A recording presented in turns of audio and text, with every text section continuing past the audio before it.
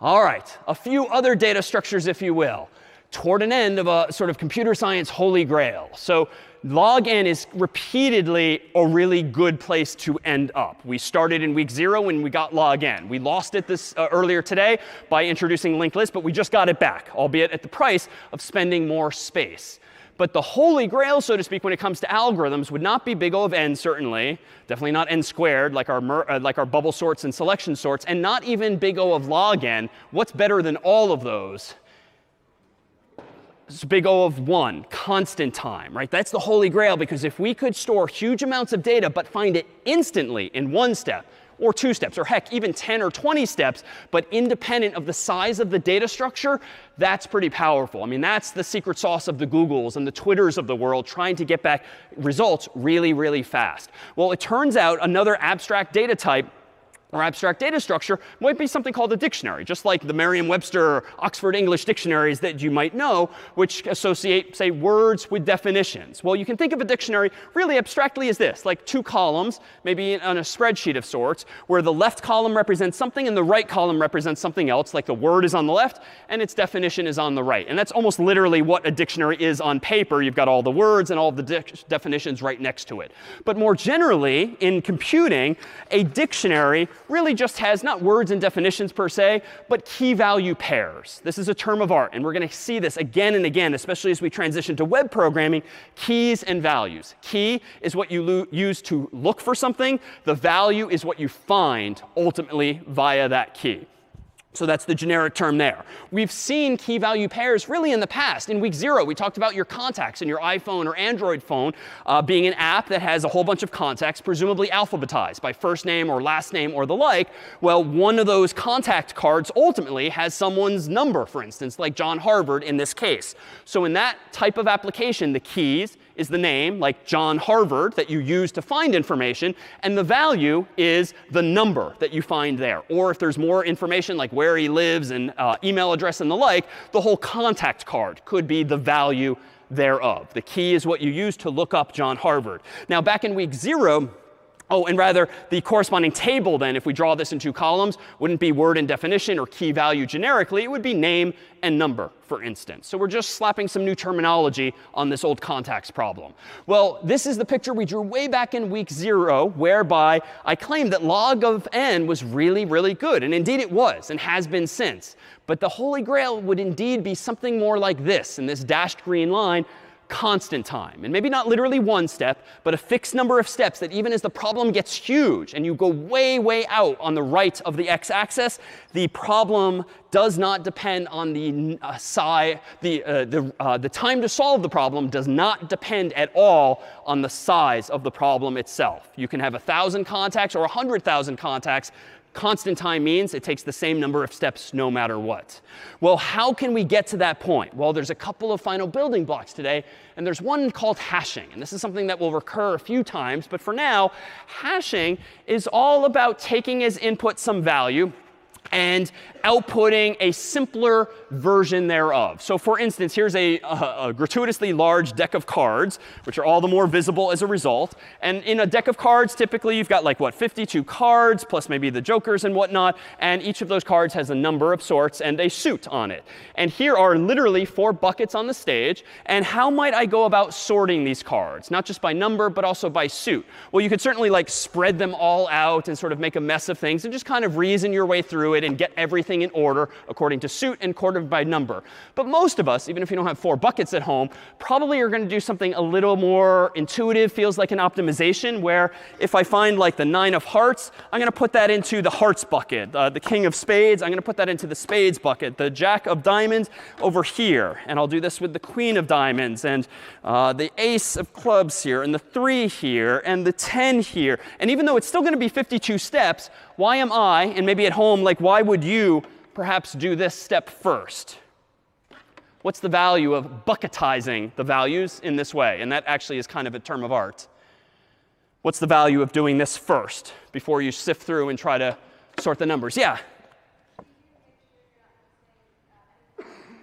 Yeah, it's easier to make sure you're not missing anything. And it's taking a problem of size 52 and shrinking it into 4 problems of size 13, if you will. And so that just kind of helps simplify things, maybe reduces the probability of errors or the like. And what I'm doing here, to give it a technical term, is that I'm hashing the values. I'm taking as input a card like this, and I'm reducing it more simply from a larger domain to a much smaller range, if you will. So here's a domain of like 52 possibilities. I want to map that to a range of 4 possible outcomes: the diamonds, the clubs, the hearts, or the spades here. And by doing that, I'm just shrinking the size of the problem. So hashing does that. It's like literally an f of x type arrangement, whereby you pass something in and you get back a simpler known value. Well, a hash function, more technically, is the algorithm or even the math or even the code that implements that idea, converting something bigger to something smaller to this indeed finite range of values.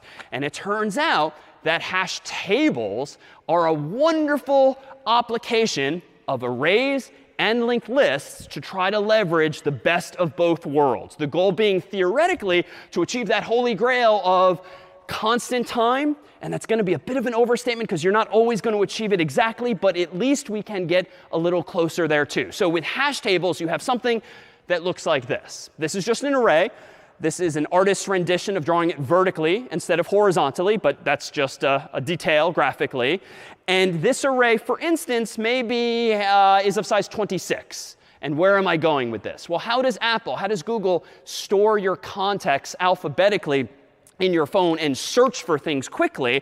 Well, they probably alphabetize, at least in English, according to A through Z. Or if we convert that to numbers, it's like, what, 65 through whatever. Or really, 0 through 25 suffices. If we're using an array of size 26, we start counting at 0 and we count up to 25. But let's abstract that away as just letters of the alphabet. So maybe what Google and Apple are doing in your phone is storing all of the A's up there, all of the Z's down there, and everything else in between. And so this works pretty well if you start adding your friends and your family. So for instance, and I'll get rid of the letters so as to not distract, Albus might go in that first spot because A, you subtract the 65, maps to 0. So we put him in the first bucket, the A bucket. Maybe Zacharias ends up all the way at the end there. And then in the middle might here be Hermione. And if we do this ... you keep adding all of your classmates, you might get a contacts database that has all of this data herein. Now, each of these nodes, they're drawn differently because this is just another artist's rendition. These rectangles, these long rectangles, represent a contact card, like John Harvard's that's got the name, maybe email, definitely phone number, and things like that. So this seems great. Why? How can I find Albus? Well, I go to the A bucket. How do I find Zacharias? I go to the Z bucket. How do I find Hermione? I go to the H bucket. But, I've done this very deliberately. What problem will arise eventually, assuming you have enough classmates? Yeah, there'll be too many people, too many contacts for all of the available spaces in the array. There's still some room here, but I'm pretty sure if I think back to this particular class, we've got not Hermione, but also Harry, who's also an H, Hagrid, who's also an H. So where do I put them? I could just put them arbitrarily in any of the open spots, but then you lose the immediacy of jumping right to the H, right to the A, right to the Z. But now that we have linked lists, we can kind of combine these ideas, right? Use an array to get to the first letter of the name you care about. And then if you have a collision, so to speak, whereby someone's already there, you don't do something stupid like put Harry down here just because it's available, or maybe Hagrid down here just because it's available, because then you're losing the immediacy of the lookup. Why don't you just kind of stitch them together in a linked list? Now, what does this mean? This means for most of the characters here, you have constant time lookup. You look up Albus, boom, you're done. Zacharias, boom, you're done. OK, Harry, Hermione, Hagrid, it might be 1, 2, or 3 steps. So that's actually devolving into something linear. But here we make a distinction today between theoretical running times, which we keep talking about, and honestly, clock on the wall running times that actual humans care about. This is way faster than a linked list, because you don't have to search every name. It's even faster than an array, because you don't need to do binary search. You can literally, for most of the names, find them in constant time, 1 step. And again, it's not theoretically constant because these, if you only befriend people who have H names, it's going to be a crazy long linked list anyway. So again, it really kind of depends on what the nature of the data is here. But this is pretty close to constant time. And in fact, how could we get even closer? How could we reduce the probability of collisions for the H's or any other letters? How could we avoid putting too many H names together? Say a little louder.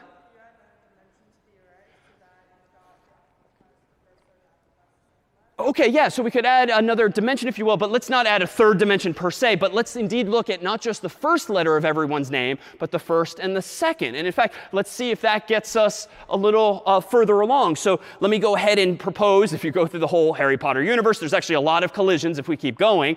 And so we've got the L's here, the R's, the S's, and so forth. Well, let's clean this up here. Hermione originally went to the H location, but let's decrease the probability of collisions there and everywhere else. Instead of putting Hermione, Harry, and Hagrid all together using a data structure like this. Let me skip ahead here. Sorry.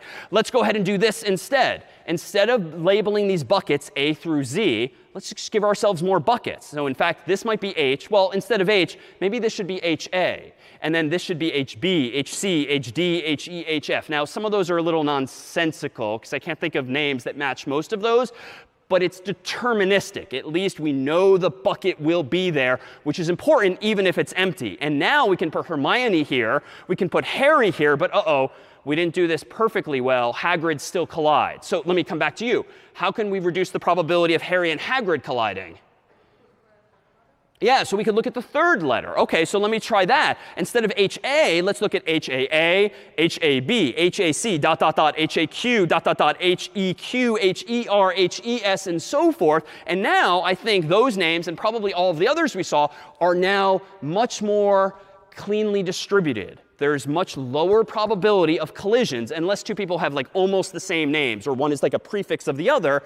But, even though we're now closer than ever to constant time, because the odds that we hit a collision and have to devolve to a linked list are much lower, what's the downside? That's not completely obvious from how I've depicted this on screen. What's the price I'm paying here? Yeah. This is a huge amount of memory. The number of cells here in the array is now, what, 26 times 26 times 26 for the first, the second, and the third possible characters, all combinatorically combined here. That's a lot. I didn't even draw them. I have the dot, dot, dot to evoke that instead. That's a huge amount of memory. This is a very sparse data set now. And odds are you're going to waste so much memory, even for the names like HAE, HA, like HEQ. Like, I can't even think of names. So many of those buckets are going to be empty, not to mention the AAA and the ZZZ and everything else in between. So it's a trade-off. And it might be too expensive a trade-off. And so you might have to tolerate something like the collisions we had earlier, whereby even though they might very well happen, at least you are decreasing the probability by perhaps having more buckets like this. And in fact, if I rewind now to where we might have gone with this, here's how we might represent these nodes in the tree. Previously, in the past, we've had a person who had a string name and a string number, aka now char star.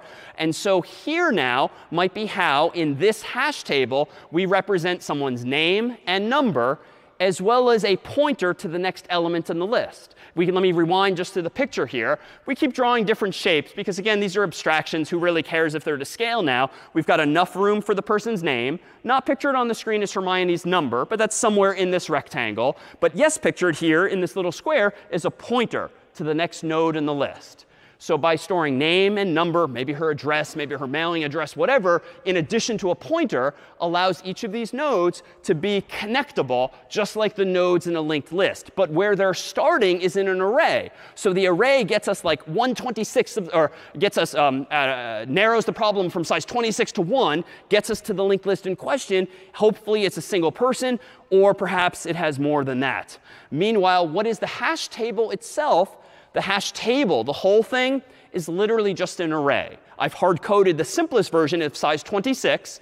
But what do each of those boxes in the vertical array represent? Just a pointer to potentially a node in a linked list. And if there's no one there, if there's no one in location Y or X or the like in that universe, well, it's just a null pointer, signifying there's no one there. But if there is, it's going to be a pointer to a valid node.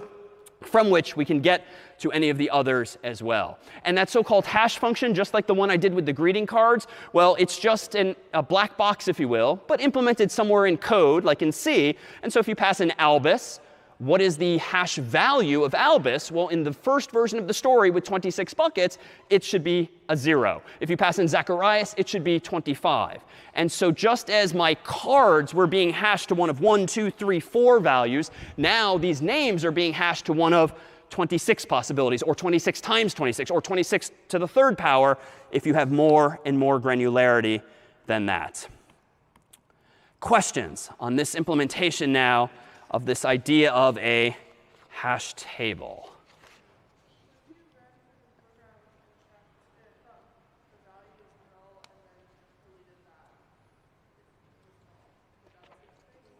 If you say that again with the null?